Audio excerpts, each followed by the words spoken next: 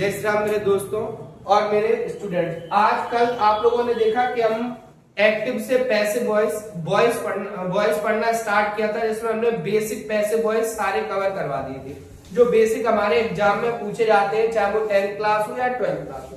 आज कल मैंने आप लोगों को अफर्मेटिव, नेगेटिव और इंटरोगेटिव वो चेंज करना बताए थे। आज जो टॉपिक है वो है क्वेश्चन वर्ड पैसिव वॉइस, जो कि हो सकता है कि 10th में ना देखने को मिले, लेकिन 12th क्लास में आप लोगों को ये क्वेश्चन देखने को मिल सकता है इसका पैसिव वॉइस का, इस वाले टाइप का क्वेश्चन वर्ड पैसिव वॉइस है।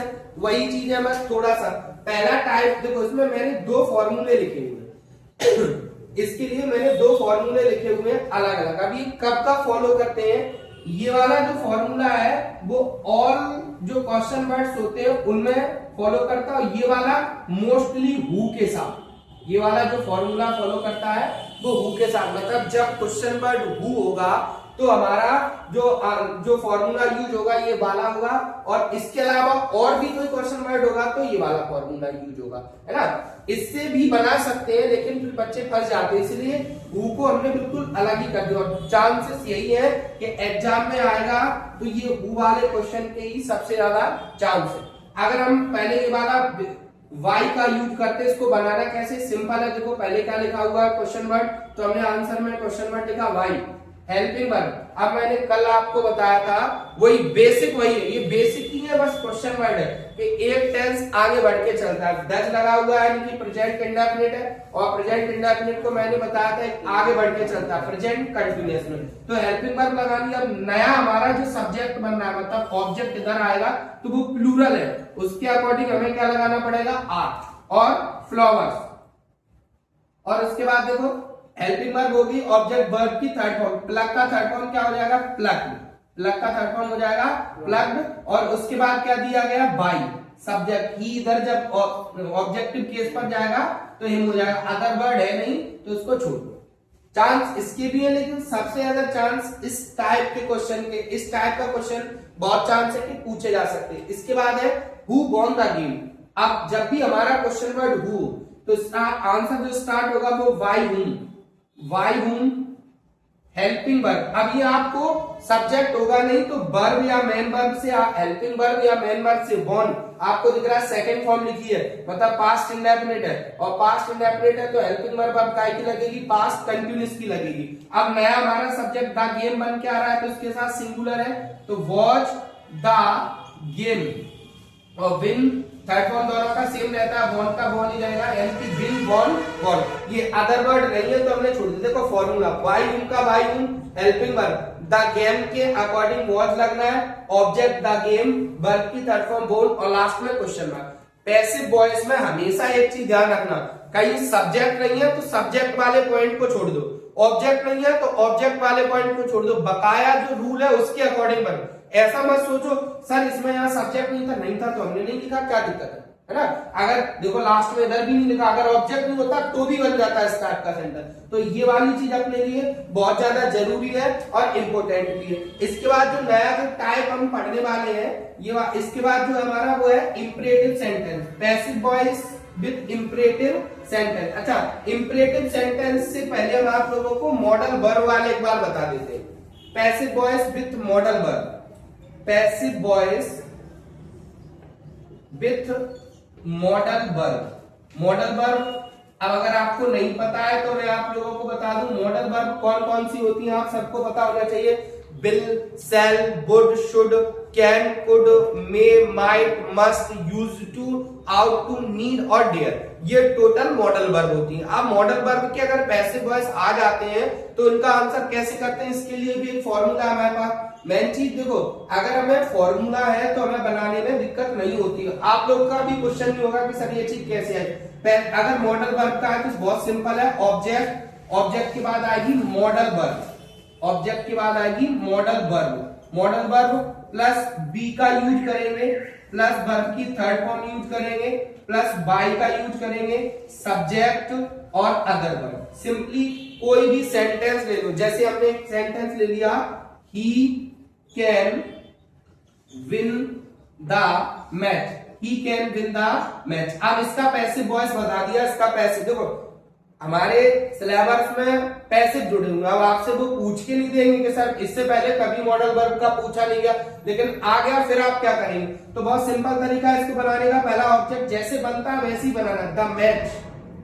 बस अंतर यहाँ क्या हो जाएगा, मॉडल वर्ब सेम रहेगी। अब बहुत सारे लोग नरेशन का, जो लोगों ने नरेशन भी आगे पढ़ाएंगे तो वो कैन का कुड कर देते, नहीं, मॉडल वर्ब जो है वही रहेगा, बस इसके साथ क्या जुड़ जाएगा, वी।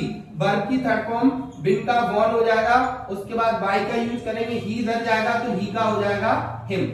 अब इसमें अगर थोड़ा सा और इम्प्रूवमेंट करें, वैसे इसके कोई चांसेस नहीं है, लेकिन अगर मॉडल वर्ब के साथ हैव लगा हुआ है क्वेश्चन में, अगर मॉडल वर्ब के साथ हैव लगा हुआ है तो बीन का यूज हो जाएगा, यही have been, modal verb have plus been अगर इसमें लगा होता तो। अब इसके बाद अब हम आप लोगों को बता रहे हैं इंपरेटिव सेंटेंस वाले, इंपरेटिव सेंटेंस वाले जो पैसिव वॉइस है उनको किस तरीके से हम करते हैं। सबसे पहले हमें ये पता होना चाहिए कि इंपरेटिव सेंटेंस होता क्या है। वैसे हम आप लोगों को इंपरेटिव सेंटेंस का टॉपिक पढ़ाएंगे, लेकिन आप लोगों को बता दें इंपरेटिव सेंटेंस के लिए तीन चीजें बहुत ज्यादा जरूरी है, ऑर्डर, एडवाइज और रिक्वेस्ट। वैसे तो प्रोहिबिट भी होती है, वैसे तो प्रोहिबिट भी होती है, लेकिन ऑर्डर, एडवाइज, रिक्वेस्ट, ये तीन चीजें बहुत जरूरी होती है और उसको कहते हैं इंपरेटिव सेंटेंस। अब इस तीनों के लिए मैं आप लोगों, और इंपरेटिव सेंटेंस में सबसे अच्छी चीज ये है कि आपको सेंटेंस में सब्जेक्ट नहीं मिलेगा।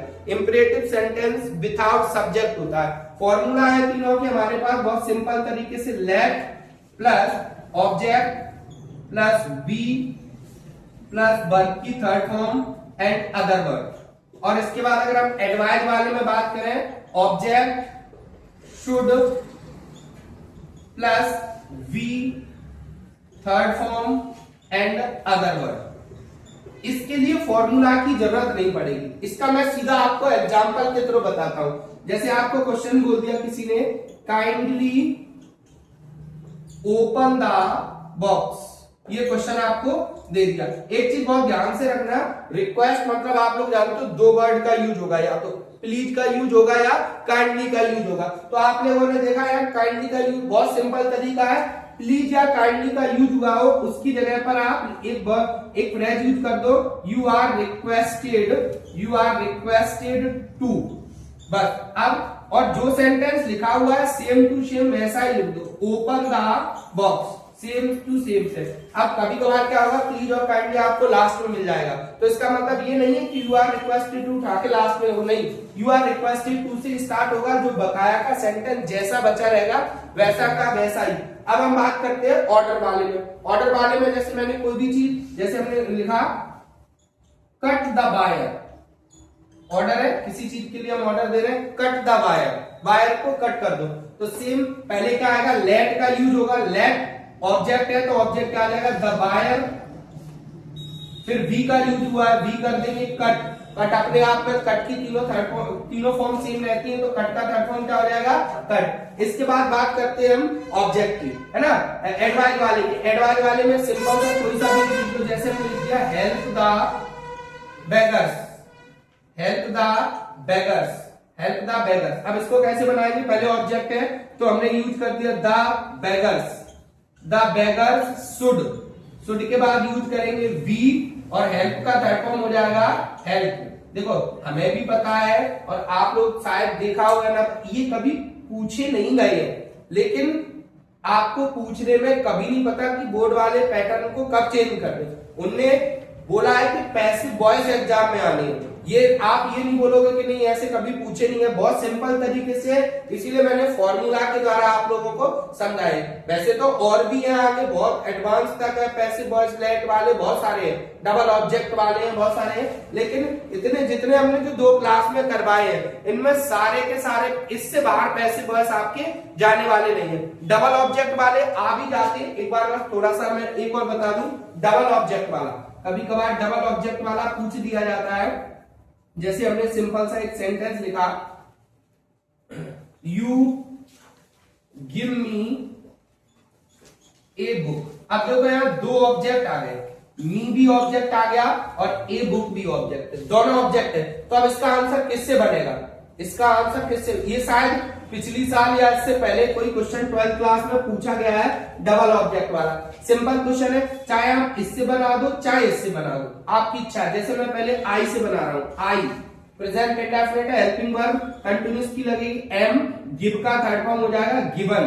अब a book, given a book by, you का यू हो जाएगा। सर यहाँ आपने ये बुक, भैया अदर वर्ड है, अदर वर्ड मैंने कल बताया था, चाहे तो आप यहाँ लिख दो चाहे यहाँ लिख दो। सेंटेंस का सेंस बनाने के लिए हमने लिख दिया I am given a book by you.